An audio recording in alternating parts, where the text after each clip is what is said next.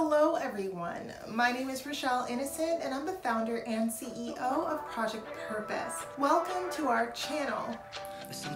Our community is focused on fostering the intellectual and character development in children. We do this through our parent-child workshops that are focused on 4 themes: autonomy, self-efficacy, compassion, and self-concept, in order to cultivate grit, perseverance, and resilience in each child. And we are so thrilled to be offering one of the first of its kind digital, virtual, and continuous learning environments, enabling parents and children to connect from all around the world. At Project Purpose, our overarching mandate is to renew and rebuild family, community, and relationships. Our different social media platforms provide us with an opportunity to have discussions and to create space for all topics that relate to family, community, and relationships with ourselves as well as with others, with a primary focus on mental health and education. More precisely, the ways that the institutions of mental health and education play a role and have played a role in our societies at large. These discussions and debates provide us with an opportunity to think critically about what needs to change within these structures for us to live up to our bold slogan: support, protect, and empower each child through youth-focused development, better known as leadership in juvenescence. We recognize that in valuing our children's leadership potential, this also translates as recreating and co-creating environments, both socially and politically, that will enable our children to thrive.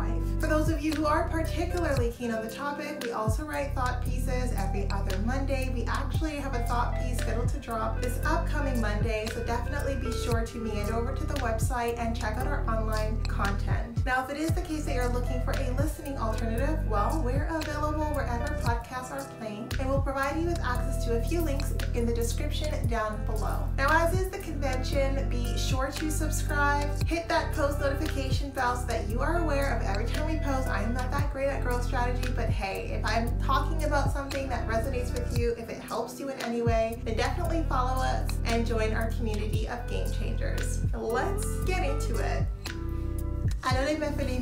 Hello ladies and gentlemen, and welcome back to another segment here on Project Purpose. For those of you who are new, we cover topics that relate to mental health, mental wellness, and education on a week-by-week basis. And today's topic of discussion is education. On the conversation around education, I'm going to be talking about the process of learning and unlearning. And I think that it's really important because in our lives, dependent on our interactions, we're going to learn that certain behaviors work best by way of ensuring our success in accomplishing specific objectives or endeavors, and some behaviors we have to adjust. And I think that depending on the stage and phase of your life, the behaviors that are adaptive at a certain point in time can become maladaptive at another point in time. So adaptive by way of they support you in growing and evolving and in getting the best out of that situation, out of that stage and phase in your life. And then other cases, it might not be the best way of showing up. So adopting different sets of behaviors are important. And so as someone who moved quite a bit growing up, as someone who has really had to learn to adapt to a bunch of different settings and different environments, this process of learning and unlearning certain behaviors to adapt and to be able to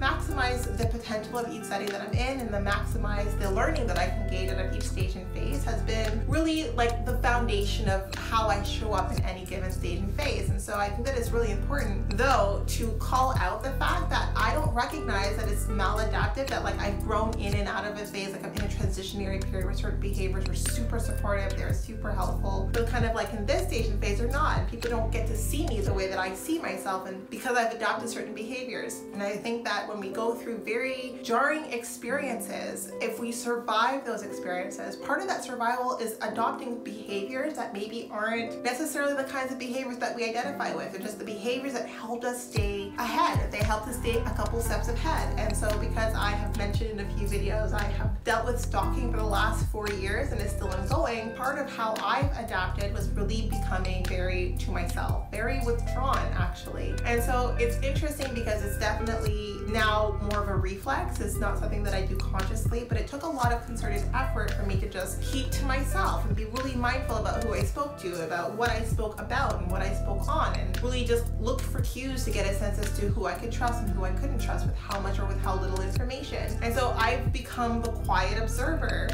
But in my head, I'm still me. Like, I'm still this extroverted, bubbly, happy, ready to hit the ground running human. So it is a disconnect with how I see myself and how other people see me, because in this transitionary period, I think that people are seeing the person that I needed to become in order to stay a couple of steps ahead while dealing with that ordeal. And it's interesting because there are certain descriptions that you hear and that you recognize, like why someone would feel that way about you or why someone would describe you in such a way, but it's so far beyond the way that you see yourself and that you know yourself to be, that you have to take a moment, you have to pause and ask yourself, well, why do these people think that this is how I am? And it's because of the behaviors that I adopted in order to deal with some of the situations that a stage and phase in my life brought me. And so there are a couple of things that we can do, right? So in this conversation on education, we can learn that in this stage and phase, is that the way we want to show up? Is that the way that we want to identify? Do we want to lean into that identity and have it sort of usurp the person that we were before certain critical life events? And I think that it's a real question that you want to ask yourself. And I find that if it is so disrupting to me to be seen so differently from how I see myself, then that means that how I see myself still exists. That person isn't completely gone, but might be buried behind the adaptive behaviors that are now becoming a little bit more maladaptive in this current stage and phase. So for those of you who are surviving anything, and the way that you survive that was adopting specific behaviors that helped you feel safe, I think it's really important to recognize we all have the wherewithal to pivot. We pivoted and engaged in those behaviors in order to keep safe and stay secure. And we can do the same thing if we're in a stage and phase in our life where we are safe or we are secure. We can start to become or align back to the person that we were. And so rather than mourn the person that I was, I think what I want to do as I reflect in this topic is really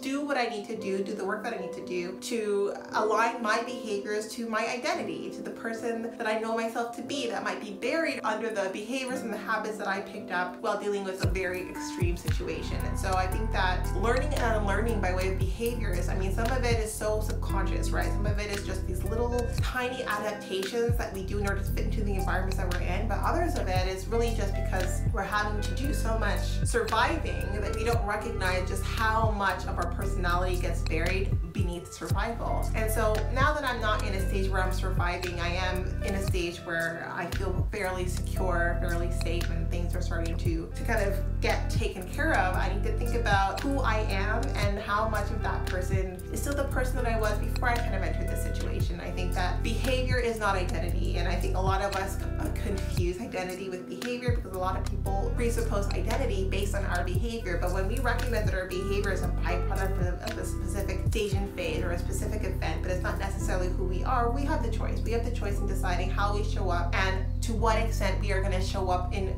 more alignment to who we know ourselves to be, or maybe to shift and change your sense of identity. Maybe those situations were enough that you want to show up a little bit differently, but all of it starts with like the mindfulness aspect and with the intention aspect as well. We don't ever want to feel this disconnect between how people see us and how we see ourselves, and not try to bridge that gap. And so I'm in that reflection stage where I'm thinking to myself, well, how do I bridge this gap? Because I don't see myself the way that some people see me. But I recognize that with how I do show up in certain spaces, why people take certain positions about my disposition. But I think it's food for thought for each of us. And so because I recognize the behaviors that I consciously took on in order to maximize my chance of survival, I think that I can be very conscientious in unpacking those behaviors, because at this point they're not helping me thrive in the station phase that I'm in. In fact, they're holding me back. And that's a choice that I make on my own. I think all of us have that choice to make, but all of us need to recognize to what extent we are making those choices consciously, or those choices are just being made for us because we have allowed ourselves to kind of feel buried and feel comfortable with the behaviors that have enabled us and that have kind of kept us feeling safe and feeling protected. So I want to have that conversation today because it is the education that starts at home. Who we are is in constant flow. It is in constant flow, but who we became to survive certain really serious, really jarring life stages, like that is not a static identity, right? That's an identity that we establish in order to maximize our survival, but it's not who we are. And I'm realizing that as I reflect more and more about how I show up and how that's so different from how I see myself as being, and how the people that I'm interacting with right now don't see the person that I have been my whole life, right? And that's just because I've not yet done that inner work, that inner reflection as to what extent do my behaviors really just create distance between who I know myself to be and how other people perceive me, and am I okay with that? Like, to what extent do I want to modify and shift certain behaviors so that I can bring that proximity back? And so I want to have that conversation with everyone here today. I want to have that food for thought for everyone today, because I think that it's really important that we recognize that who we become out of trauma and who we become out of really jarring situations in our lives doesn't need to overshadow who we were before. There are aspects of our personality that we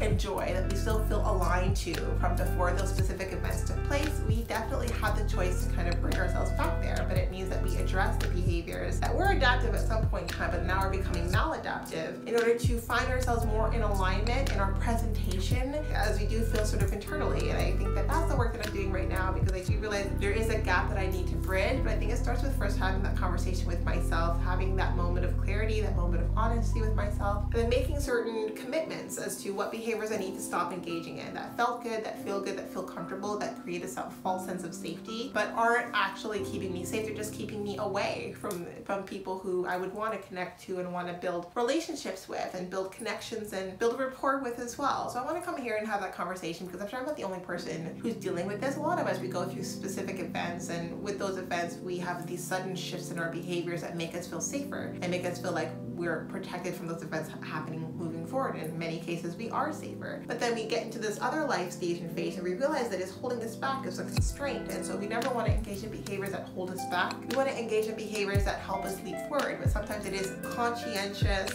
mindful, intentional work that will get us there because of the events that brought us to this space of really trying to be as safe as possible. We're trying to be as adapted to what the environment requires us to be either way. So that's the conversation I want to have with you today. Some food for thought for you, for those of you who are going through different things and recognizing that you've adopted certain behaviors that aren't necessarily a reflection of you, and you're thinking to yourself, well, what do I do with these behaviors now? They're kind of rooted.